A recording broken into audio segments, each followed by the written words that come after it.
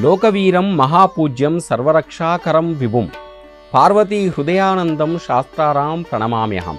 ఓం శ్రీ స్వామియే శరణమయ్యప్ప. సకల చరాచర విశ్వంలో భగవంతుడు ఆయన సృష్టించిన వాటిలో అత్యున్నతమైనది మానవ జన్మ.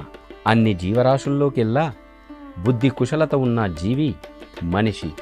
ప్రకృతితో పాటు సకల పశుపక్షాదులను రక్షించాల్సిన బాధ్యత కూడా ఈ మనిషిపైనే ఉంది.